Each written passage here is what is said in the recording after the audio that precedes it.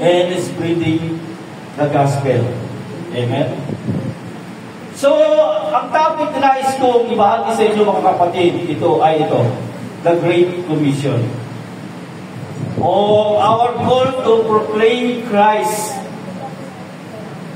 So tayo ay tinawag ng Diyos sa isang malaking bahagi o tinatawag na command o Great Commission na dapat ibahagi natin ang salita ng ating Panginoon.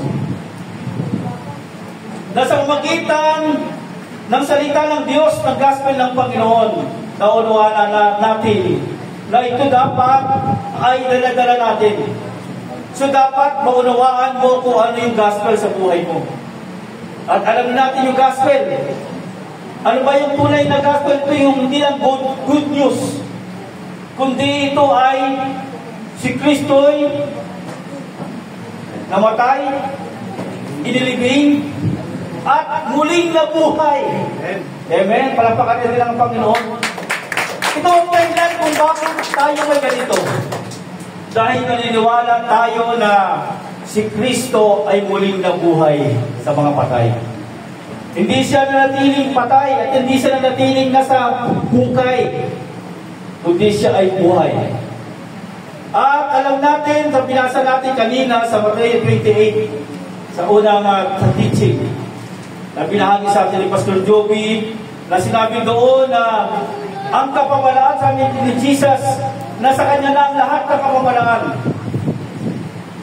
At inuutusan niya tayo na ibahagi, ipangaral ang salita ng Diyos sa lahat ng pinapanan.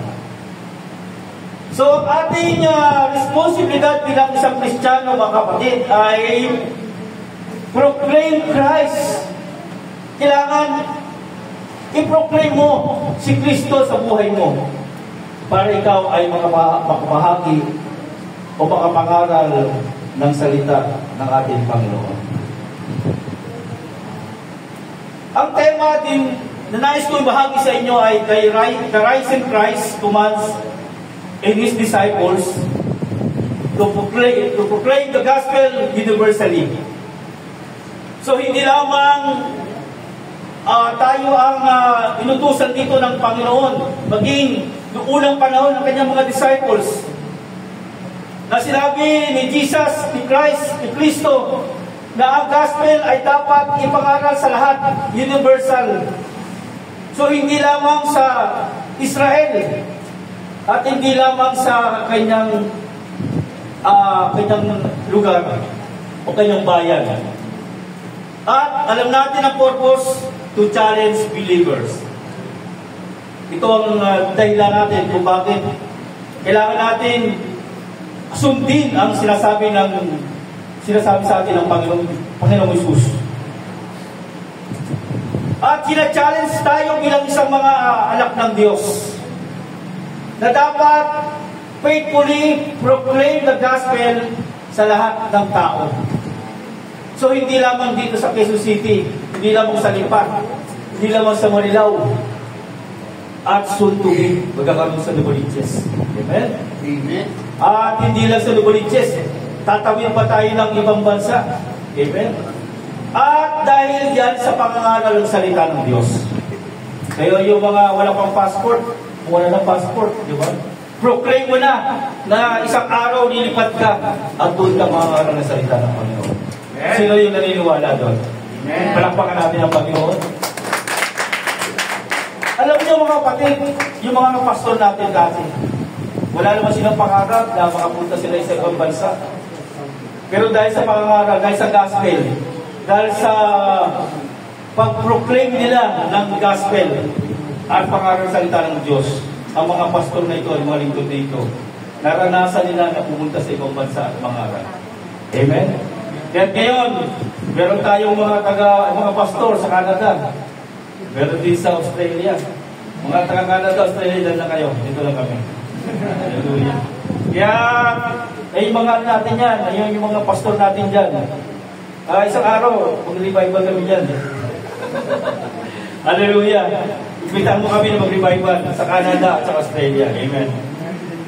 Kaya introduction natin mga kapatid.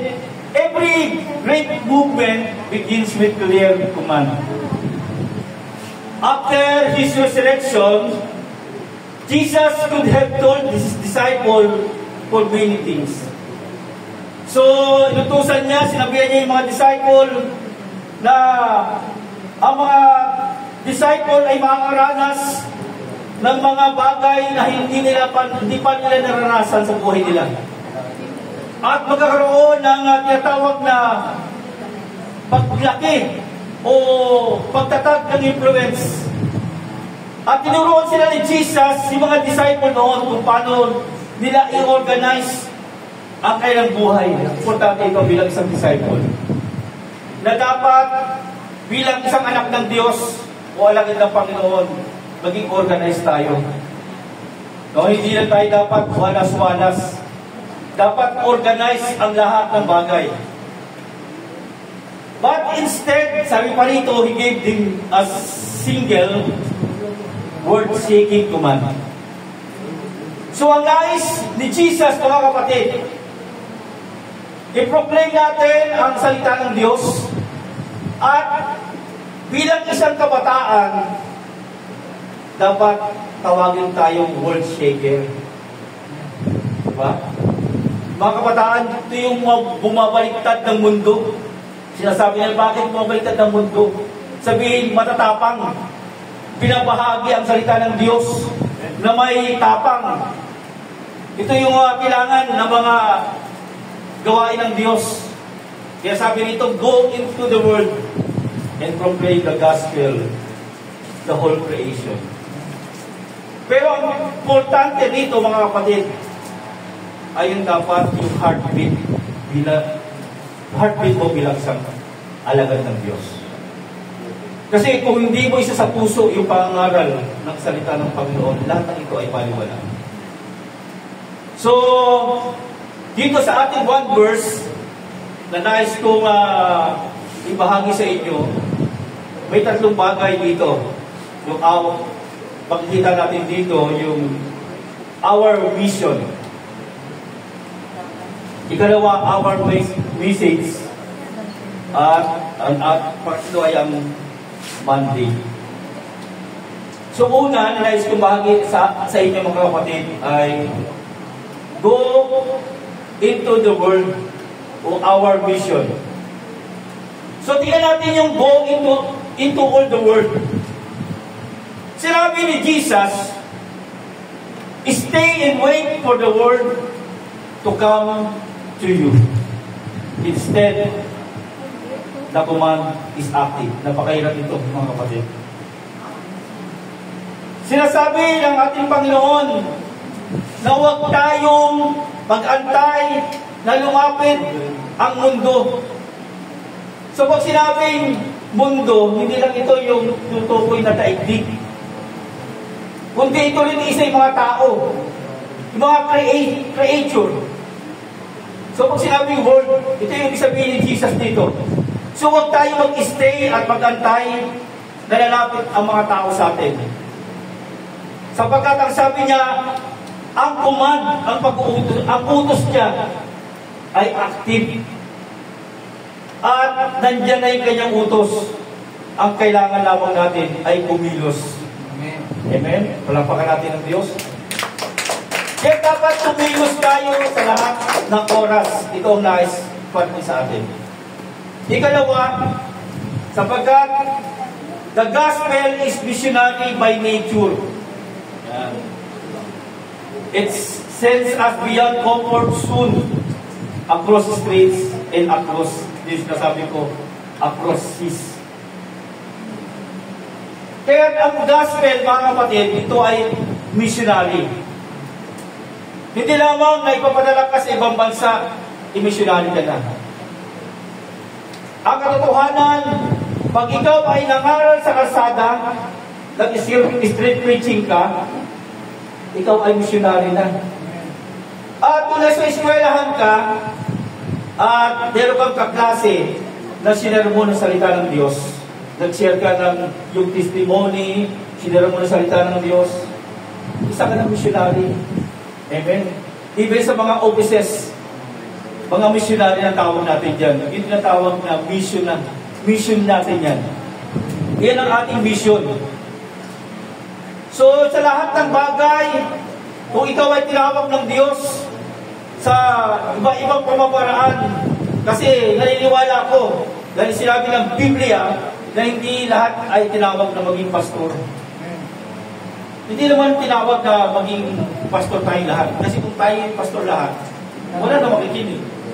Lahat dito nakatayo na. Amen? Kaya tayo tinawag din teacher. May tinawag din sa music ministry. Amen? At kung talent mo na ipagamit mo ang buhay mo sa music ministry, vision mo yan. So, ayan yung word mo. Amen? So, go into your word. Kung ang ministry mo naman ay maglinis ng church, amen, magwalis, maglampaso, at magayos ng silya.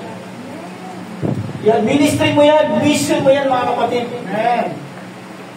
Dahil kami noon, hindi lang kami lang ang araw, kung hindi naglilinis, hindi kami na electric pan, nagwawalis, ngayon naka-aircon na.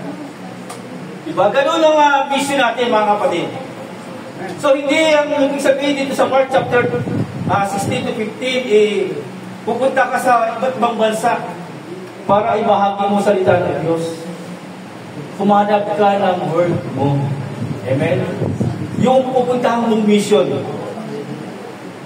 At tingnan mo rin ang magiging outcome nito sa iyong buhay bilang isang anak ng Diyos. Kaya go into all the world. Sinabi sa Matthew chapter 24 verse 14, "In this gospel of the kingdom shall be preached in all the world, for a witness unto all nations, and then shall the end come." Amen. Kaya tayo bilang isang missionary, mga kapatid, inuutusan tayo ni Jesus na i-proclaim natin si Christ sa lahat ng dako ng lugar, buhay, at kung sa pamilya man, i-proclaim mo na si Jesus ang Kristo mo. Amen?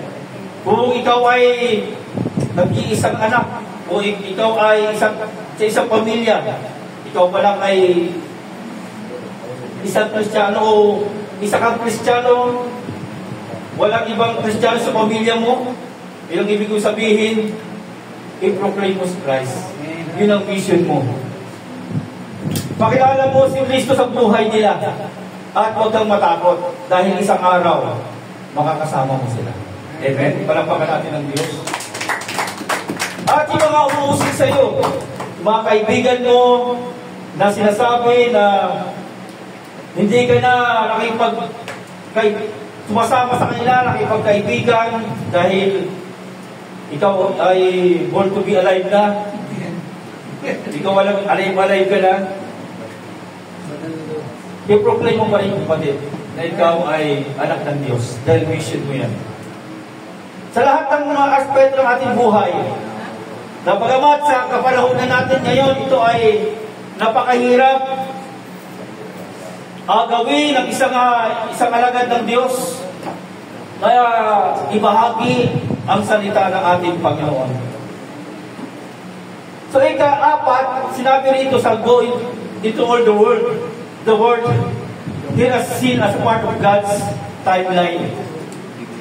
So, sinabi rin dito, the church must finish this task before Christ return. So, inuutusan din tayo dito ng ating Panginoon na dapat matapos natin ang ating task bilang isang Kristiyano bago siya dumating. At ano ba yung task na binigay sa atin? Dahil ang Diyos, may timeline din siya. So binibigyan tayo ng task para matapos natin ang ating mga assignment sa buhay natin. So dapat kung meron kang plano na mula ngayon, aabutin mo yung ganitong tao. Gawin mo na. Gawin mo na yung task mo. Halimbawa, ikaw ay Naramdaman mo nung ikaw ay nanalangin sa Panginoon, biglang pumasok sa isip mo yung kaibigan mo na masyado na mabisyo ngayon. So, yun ang task na binigay sa'yo ng Diyos. Ipanalangin mo at lumapit ka sa Kanya. Gawin mo yung task na binigay sa'yo ng Panginoon. At sinabi rito, panglima, sabi ni Paul sa Romans chapter 8, verse 19 to 22, that all creation longs for redemption. So, ano yung application nito sa atin? Ang application nito ay, ang iba sa atin ay tinawag para mag-misteryo sa iba. Dahil ang mission, alam natin ito ay costly. Napaka-expensive nito pag ikaw ay pinadala sa ibang bansa o across the ocean. May alam nga ako na church, pinadala ka sa ibang bansa as missionary. So dapat meron kang budget dahil ikaw ay magbabudget sa sarili mo. Kaya masyadong costly ang missionary. So kung hindi natin kaya, wala tayong budget sa pag-missionary sa ibang bansa, simulan natin sa kapitbahay natin. Simulan natin sa kaibigan natin. Parehas din naman yun. Pag nagpunta ka ng ibang bansa, mangangaral ka rin ng salita ng Diyos. Dito, mangangaral ka rin. Parehas din. Parehas din gospel, ipapangaral mo. Kaya simulan natin ang ating world sa ating buhay, trabaho, at sa ating pag-aaral. Ikalawa, proclaim the gospel. Our message. So doon pa rin sa ating talata sa Mark chapter 16 verse 15. Na sinabi sa atin doon na go ye and preach the gospel, proclaim the gospel. So, una, ano ba yung proclaim? Para sa atin, ano ba yung proclaim? The gospel. Ang proclaim, ito ay, alam natin na ito ay gospel, good news of Jesus Christ. So may talata tayo sa 1 Corinthians chapter 15, verse 3 to 4. Na sinasabi dyan na si Jesus, ang gospel, ang good news, siya sa kanyang kamatayan, sa kanyang burial and resurrection, ito ay forgiveness of our sin. Amen? Ikalawa, Jesus naman na simple yet sweeping. Proclaim, go, proclaim to all. Napakasimple lamang ang binigay sa atin ng ating Panginoon. Go, proclaim, and preach the gospel. Yan lamang ang ating dapat i-focus, mga kapatid. Wala nang iba. Kaya itong dahilan kung bakit tayo nag-aaral na ganito. So bilang anak ng Diyos, patuloy tayo nag-aaral ng salita ng Panginoon. At patuloy na binibigyan tayo ng Panginoon ng word of wisdom, knowledge, upang maipangaral natin ang salita ng Diyos na simple lang. Huwag masyadong maraming komplikasyon. Ang sabi lang sa atin ng ating Panginoon, go and preach the gospel. Proclaim Christ. Amen? Palakpakan natin ang Panginoon. So our mission is go. Our message, gospel. And our mandate is everyone. So hindi tayo tinawag para mag-proclaim ng ating sarili. So hindi tayo tinawag dito sa gawain ng Diyos para i-proclaim natin na ganito ka, ganito yung kalagayan natin. At maging yung simbahan, hindi natin pwede i-proclaim. Yung mga philosophy natin, yung mga, kung ikaw ay doctorate, o marami pang philosophy na natapos mo, huwag mo i-proclaim na, i-proclaim mo si Christ. Amen? Magpakumbaba pa rin tayo. Dahil yung philosophy natin, yung pinag-aralan natin, yung tinapos natin, masteral, bachelor, masteral, doctorate, hindi yan ang labako sa krus. Ang labako, si Jesus Christ. Amen? Amen. Palakpakan natin ang Diyos. Ang mensahe na bigay sa atin ng Panginoon na dapat i-proclaim natin ang gospel ng ating Panginoong Diyos. So kanina sa 1 Corinthians chapter 15 verse 3 to 4 sabi rito, sapagkat ibinigay ko na sa inyo bilang pinakamahalaga sa lahat ang tinanggap ko rin, na si Kristo'y namatay dahil sa ating mga kasalanan. Tulad ng sinasabi sa kasulatan, inilibing siya at muling nabuhay sa ikatlong araw, tulad din ng sinasabi sa kasulatan. Amen? So, proclaim the gospel. Ito ang dahilan kung bakit tayo ay patuloy nagbabahagi ng salita ng Diyos at patuloy na pinag-aaralan ng salita ng ating Panginoon upang mas klarado sa ating buhay na tayo ay ginagamit ng Diyos sa lahat ng kaparaanan. Amen? So, ang application nito mga kapatid, kung tayo ay nagsishare ng salita ng Diyos, so dapat na maging sentro daw dito ay si Jesus. Dahil nakakalungkot, ang mga iba ay ginagamit, lalo sa mga politika, sa mga proclamation nila. Nakakalungkot na ginagamit nila yung salita ng Diyos. Nagpuput pa sila sa Bible. No? Para i-proclaim lang na sila ay maka-Diyos. No? Balik, ito ay hindi matuwid sa harapan ng Panginoon. Amen? Dapat i-proclaim mo at dapat ang sentro ng proclamation mo ay si Jesus lamang, wala nang iba. Ito na dapat ibahagi mo ang salita ng Diyos, mangaral ka sa lahat ng panahon, sa lahat ng lugar, sa lahat ng dako. Amen. Katulad dito ng aking illustration, yung postman o emailman na tawag. Alam natin na yung mga postman, hindi yan susulat, di ba? Ano yung ginagawa nila? Sila yung nag-deliver ng sulat. So, ang ating job, ang ating trabaho, mga kapatid, ay hindi magsulat kasi nasulat na yung Bible. So, ang trabaho natin bilang anak ng Diyos, i-deliver ang mensahe ng Panginoon. Amen? Palakpakan natin ang Panginoon. So, mensahero tayo ng Diyos. God's messages na ibigay natin sa mga tao. Dahil ito ang kailangan nila upang sila rin ay makaranas, makatanggap ng pagpapala ng Diyos. Higit sa lahat, yung kagalingan na kung sila ay may karamdaman, pagtinggap nila si Jesus Christ bilang Panginoon sa liling tagapagligtas, nasiran mo sila ng gospel.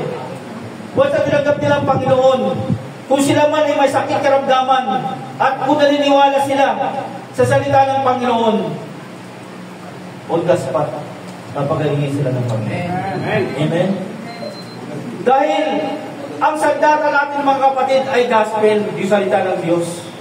Hindi natin sandata rito yung talino natin, yung kakayanan. Wala tayong ganon. So hindi rin tayo nagpapagaling. Dahil kung natin na hindi tayo nagpapagaling. Tayo ay ginagamit ng Diyos na instrumento upang sila ilapit sa Panginoon at sila gumaling. So dapat maniwala sila kay Jesus Christ at maniwala sila sa salita ng Diyos upang at ibabango sila ng Panginoon sa kailang karamdaman. Amen. Kaya patuloy natin panalangin yung mga kababayan natin may sakit. Amen. So nais ko rin ilapit sa inyo, isama niyo sa panalangin yung kasama natin sa Santo Tomas, Batangas, yung kanyang anak ay nasa balik ng karamdaman. So si Alexis Cristo Gilon, isama natin sa panalangin yung batang ito na total recovery ang mabigyan sa kanila. Amen. Kaya palapakan natin ang Diyos. Ang Diyos ay mabuti. Ang Diyos ay napakatapat sa ating buhay. Gamitin tayo ng ating Panginoon sa ganitong bagay. Hallelujah. Dahil pag ikaw ay may mga humingi ng tulong sa iyo mga kapatid, huwag kang magdadalawang isip na lapitan, tulungan sila. Lalo yung mga kalagayan nila na talagang ang hirap. Bagaman wala tayong maibigay na financial, dahil medyo din tayo, ikahos nga. Pero sa biyaya ng Panginoon, wala tayong silver and gold. Pero sa pangalan ni Jesus ay gagaling sila. Amen. Amen? Kaya yun ang kailangan natin. Pag naunawaan natin yung salita ng Diyos, ito ang mensahe na bibigay natin sa kanila. Isang araw, sila ay lalapit sa atin. Hingin nila ang tulong natin. Amen? Ikatlo na nais kong bahagi ay ito, the whole world creation. Our mandate. To the whole world creation. Una, the gospel breaks down barriers of race, class, gender, and nation. So every human being is a soul in need of Christ. So sabi rito ang gospel, break down niya yung barriers ng race and class, even yung gender. So, lahat ay ng Panginoon ay kailangan ng Diyos. Ang kailangang kaluluwa. So, lahat ay may kaluluwa. Subalit, niniwala tayo na dalawa lamang ang nilikha ng Diyos sa libutan. Lalaki at babae. Kaya kung ikaw ay lalapit sa Diyos, isang lalaki, dapat lalaki ka. Kung ikaw naman ay babae, lalapit ka sa Panginoon, dapat babae ka. Amen? Dahil bilang nilikha ng Diyos sa Genesis, walang iba. Walang ibang gender. At alam ng Diyos na bawat isa sa atin, bawat nilalang niya sa mundong ito ay may kaluluwa. Lahat ng tao ay may kaluluwa. Kaya kailangan ni Jesus Christ yung mga kaluluwa ng mga tao nito. Kasi naniniwala tayo na hindi naman masasama yung mga tao eh. Diba? Bakit nagkakaroon ng masamang tao? Unang-una sa kahirapan. Dahil sa kahirapan, naranasan nila. So yung mga tao ito, kung sila ay nakaranas ng kahirapan, anong dapat natin gawin? I-mission natin sila. Amen? Bagamat kung ayaw nila natanggapin, ipilit pa rin natin natanggapin, ibigay sa kanila, isuko sa kanila ang gospel. Dahil naniniwala tayo sa pamagitan ng salita ng Diyos, dito sila makakalaya. Kahit anong klaseng tao sila, ay makakalaya sila. Dahil sa paningin ng Diyos, walang mahirap, walang mayaman. Pag tayo ay umarap sa harapan ng Diyos. Amen? Palakpakan natin ng Diyos. Kaya no person is beyond the reach of Christ's love. So lahat ng kultura, kahit ano yung kondisyon mo sa buhay, mahal tayo ng Panginoon. Kahit ano ang kalagayan mo sa buhay. Kaya ang ating mandate bilang isang anak ng Diyos, ibahagi pa rin. I-proclaim pa rin si Jesus Christ. Amen? Proclaim the gospel at ang application nito, when sharing Christ, keep the focus on the cross, not an argument.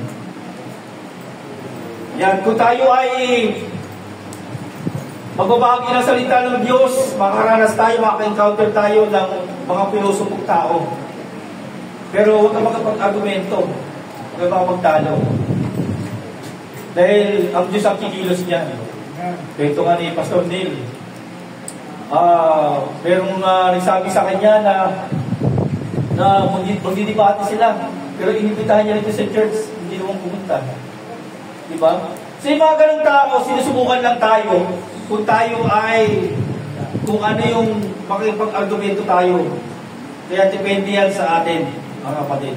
Pero kung titignan mo si Christ bilang center ng buhay mo, sa pag-gospel mo, sa pag-preach mo ng salita ng Diyos, nakapokus ka doon, ay hindi mo gagawin yun. Amen? Kaya, tanungin mo yung sarili mo, I am proclaiming Christ or promoting myself. Amen? I am proclaiming Christ or promoting myself. Ito yung mahirap sa lahat. Siyempre, tayo ay pinoproclaim natin si Christ sa ating buhay. Hindi ang ating sarili. Doon tayo sa side ng proclaiming Christ. Amen? At center si Christ sa ating buhay. So, mandate sa atin ang proclaiming or preaching the gospel of Christ. Kahit importante mga kapatid na ang ating Great Commission ay dapat tangan-pangan pa rin natin ito. O dapat dala-dala natin kung saan tayo mapunta. So nais kong magtapos sa ganitong bagay. So, matatapos na pala ako, conclusion na pala itong binabasa ko. So, sa Mark chapter 16 verse 15 sa ating text, ang sabi nito is, this is not suggestion. Ito ay commission. So, the rising Christ entrusts His church with the task of making Him known. So, remember the 3 M's na pinag-aralan natin. Una, our vision. Ano yung ating vision? Go. Ang ating pangalawa, our message, the gospel. So, ang ating pangatlo na M, our mandate to all creation. Amen? So, huwag natin kalimutan yung 3 M na yan. So, mission, message, at mandate. So, the question is not the word is ready to you, the gospel, but are we ready? Are we ready? Are we ready to obey the gospel? Amen? Beloved, Christ has spoken. The command is clear. Let us rise and go. Amen? For the gospel is too good to keep, and the word is too lost to win. So yung mundo natin ngayon ay paunti-unti lang nawawala. Paunti-unti lang sumasama. So, marami kailangan na natin ng mga magagawa na gagamitin ng Diyos at mga pinsahero, mga missionary ng Diyos. At ito kailangan natin sa ating kapanahunan. Amen? Ang ating mission is to live in the Spirit, the gospel. Amen? Ito kailangan. Palakpakan natin ng Diyos. So ako ay nagbahagi sa inyo mga kapatid ng proclaim o the Great Commission. So sa akin pagkatapos, ako ay magbibigay ng mag-altar call at kayo po lahat ay tumayo habang inayayaan ko ang ating manunungtong. Tayo ay napakinig ng salita ng Diyos. patungkol sa pangaral o pagpipreach ng gospel ng ating Panginoon. So ang ating pinag-aralan ay paano tayo maging missionary, paano natin bahagi ang salita ng Diyos.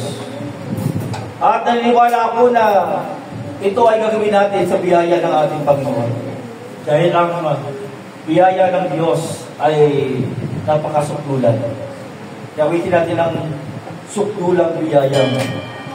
Amen. Habang inaawit ang awiting ito, mga kapatid, ang Diyos ay nangusap sa iyo sa mga oras na ito. At nakita mo ang iyong kalagayan, nakita mo na kailangan mong ibahagi, maging missionary ka, at sa lahat ng panahon, at dapat maging missionary ka sa iyong lugar, sa iyong pinasasakupan. At nais ko sabihin sa iyo, mga kapatid, ang unang-una, isuko mo ang buhay mo sa Panginoon. Ilaban mo sa Diyos ang buhay mo. At kung ikaw yan, tinatawagan kita, hinahabol kita, nalumapit ka sa harapan. At isuko mo ang buhay mo sa Diyos. Ipagamit mo sa Kanya. Hanggang may panahon pa, ipagamit mo ang buhay mo sa Panginoon. At ipanalangin ka, nagamitin ka ng Diyos sa isang araw, na ikaw ay panalawakin ang iyong ministeryo at gamitin ka sa iyong kamag-anak, sa iyong mga mahal sa buhay. Hallelujah!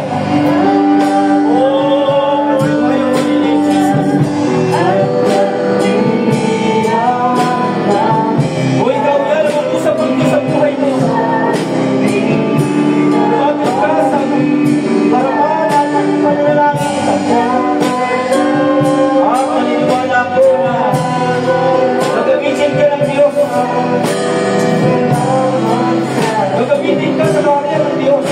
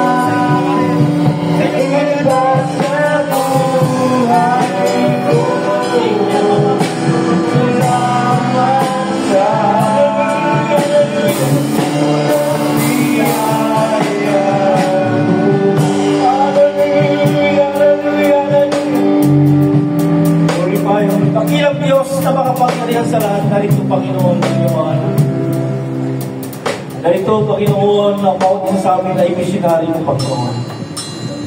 Dakilang Diyos, pinaproclaim namin ang iyong gospel, dakilang Diyos, at Amang Banal, gagamitin mo ang bawat isa sa amin, dakilang Diyos, na ibahagi ang iyong salita. Tulungan mo ang iyong mga anak, Amang Banal, na dakilang Diyos sa araw ay gamitin mo para sa iyong kaluwalhatian, Amang Banal. Salamat, dakilang Diyos, sa mga anak mo na ito, dahil sinuko ka ng buhay para sa iyong gawain. Sa pangalan ni Jesus. Amen. Amen. Palakpakan natin ang Diyos. Hallelujah! Hallelujah!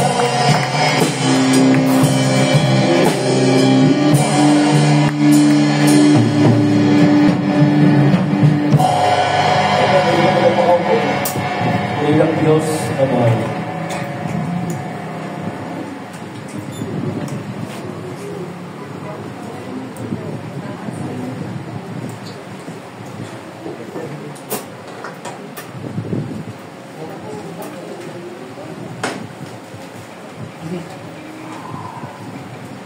Okay. Salamat sa Diyos dahil tatlong araw na panalangin natin na huwag tayo sabayan ng ulan. Ano mo ba? Meron bagyo? Si isang, si pangalawang. Alam mo, isang. Ito yung isang talagang pangalan ng bagyo. Sabi mo pangalawang darating. Di pangalawang. Okay. So, dati ang prayer ko sa lugar na ito, Lord, bigyan mo ko ng mga manggagawa na makakasama ko, makakapartner ko. Amen. Ngayon, iba lang ang prayer ko ngayon. Kasi yung mga kasama na ako mga manggagawa, yung mga disciple. Ang prayer ko ngayon, Lord, bigyan mo po ako, Panginoon, na maraming pera. Kasi hindi ako move forward. Ano yung lagi mo mapakinggan na ang mundo natin pasama ng pasama. Ano yung gusto bumuti ang mundo natin? Ipangalan ang gospel. Yes. Amen. Habang lumalaganap ang gospel, alam mo pinapangalan ang gospel, bumubuti ng bumubuti ang ating panahon at ang ating mundo. Amen. Amen. Kaya ikaw at ako ang gagawin ng Diyos. Ito ang purpose ng gawain ito. Ito, sa kaisip ko ng magandang gawain, naisip ko itong gawain na ito. Totoo yun. Sabi ni Pastor Edwin, yan hindi namin ginawa ito dati. Kasi sasawan na ako sa Revival Crusade. Isa lang lagi ang speaker eh. So maganda yung maraming speaker, no? Kasi iba-ibang message yan eh. Para maranasan nilang gumising ng matulog ng madaling araw, alas 4. Pero baguhin niya, Pastor, ha? Mga ninyo. Kasi pinako ko na yan. Kasi ako na high blood. No? Madaling araw ko na hanggang madaling araw ko nag-aaral. So ang gawin ninyo, gawin nyo parang office. Sa umaga kayo mag-aaral hanggang hapon. Para hindi kayo tumapot ang inyong dugo at ma-high blood kayo. Diyan ako na high blood eh. Ayan. So, kaya panalangin natin na ang gawain ng Diyos ay pagpalain ng Diyos. Amen. Panalangin tayo. Kaya, lumikha ka, gumawa ka ng sarili mong mundo. Halimbawa, ang mundo mo ay school. Pangaral ka dyan. Kasi ang mandate mo ay ipangaral mo sa kanila ang salita ng Diyos. No? Yun ang yung ating topic, the power of the gospel. We are called to defend and declare the gospel o true gospel. At ngayon ay ito, The mission. Hindi ako makaano eh. Dito pwede, wala akong makita rito. To mission to live. Ano yung mission to live? Umalis? Ipamuhay. Yun, ipamuhay. Buti na may matalino rito. Hallelujah. So, ihanda ninyo mga kapatid. Mula dito ay magkapadala tayo ng mga magagawa. Ang kailangan lang natin, siyempre, wala naman libre sa panahon ngayon eh. No? Hindi naman papayag na sabi mo, uy, missionary ako, pastor ako. No? Paggamitin mo ko ng building mo, ha? Ako nga, hanggang ngayon, umupahan ako dito eh. Okay? So, ipanalangin natin na pagpalain tayo. Tayo natin tumayo. Amen. Marami tayong dapat magpasalamat sa Panginoon. At ulitin natin ito kapag kakaroon tayo ng part 2, October. Using ko lang yung ating schedule. Part 2. Kasi maganda siya. Sayang lang, ipakimbita natin mga kapatid. Kasi kaya salvation, kaya gospel, para lahat makaabot. Pati yung hindi mamanampalataya, pati yung mga mamanampalataya, pati yung mga disciple. Kasi discipleship rin ito eh. So, hagip natin lahat. So, kaya ihanda niyo sarili niyo sa October. Mga ilang mga lang ay announce natin yung date. Wala na, kung nakalimutan, no? Okay, sige. Tayo ay manalangin. Lord, salamat sa pagpapala mo. Salamat o Diyos sa pag-iingat mo sa 3 araw, 3 gabi. sa iyong mga anak, Panginoon, sa pagpapala namin po natanggap ang mga salita ng Diyos na nagpalakas po sa amin at nagbigay sa amin ng encouragement ng Diyos. Kaya naman sa oras na ito, Panginoon, ay sa lugar na ito, mula sa lugar na ito ng Quezon City, ay magbangon ka ng mga manggagawa. Mula dito, lalabas patungo ko sa mga lugar, karating ng bayang ito. Yes, God. O kung yung mamarapatin, Panginoon, ay maging sa ibang dako ng bansa, Panginoon, ay makarating ang pangalan ng salita ng Diyos. Umalang sa iyo po ay walang imposible, sapagat ang pangalan ng salita ng Diyos hindi lang ito sa Judea, kundi hanggang sa Samaria, hanggang sa sulok, hanggang sa dulo ng daigdig. Ang salamat po, Panginoon, at papala niyo pong bawat istingatan mo, Panginoon, kung paano mo kaming dinarito ng ligtas, makarating kami sa aming tahanan ng ligtas, O Diyos. Sa pangalan ng Ama, ng Anak, at ng Espiritu Santo, Diyos, tanggapin ninyo magpapalang ng Diyos ang kanyang kapayapaan at ang pag-iingat sa pangalan ni Jesus. Amen.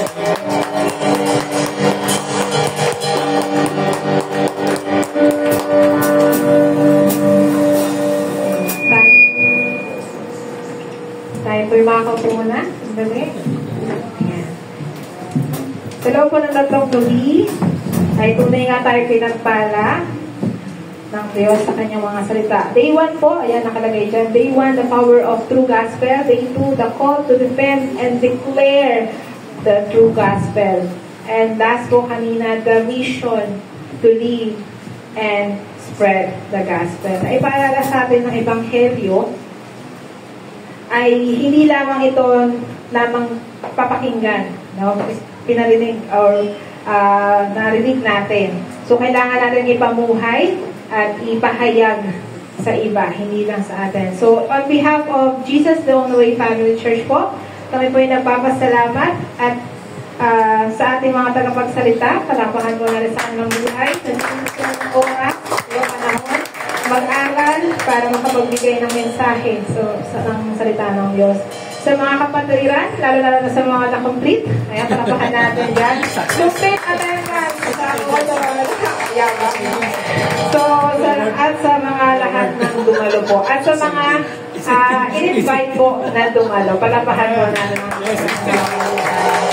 so, truly, to God be the glory, honor, and praises po. So, ngayon po, upang isara ang tatlong araw, gabi, tayo po'y tumayo at tayo po'y umawit ng pangwakas na awitin led by Pastor Stanley Vidal. Awitin natin para sa ating pangwakas na awitin, ang pasalamat pa rin sa Panginoon. Salamat.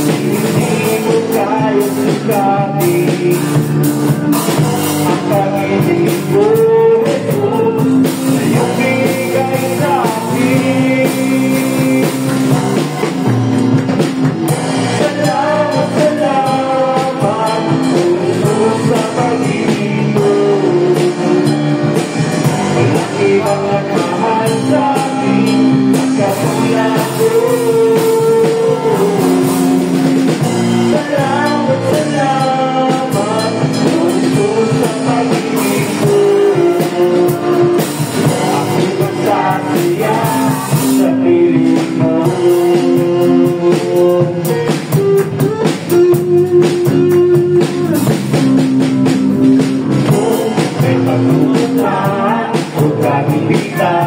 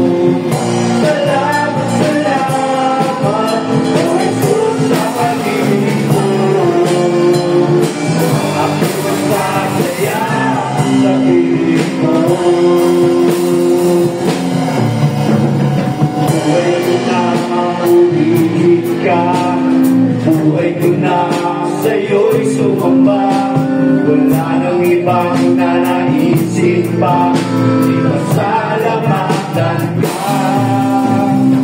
Buhay ko na purihin ka, buhay ko na sa'yo'y sumamba.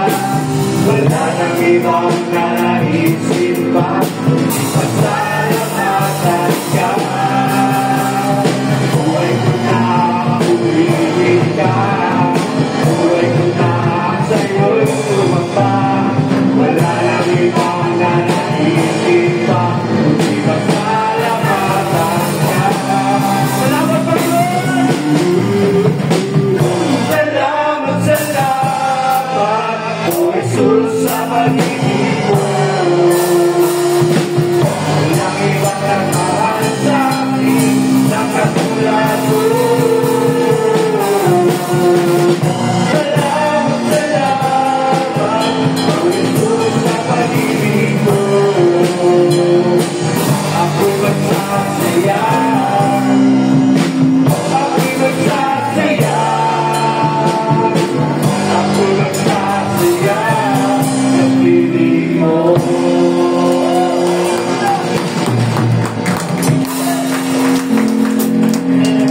Tayo po'y ilan lang sa harap para sa picture po for later. Thank you.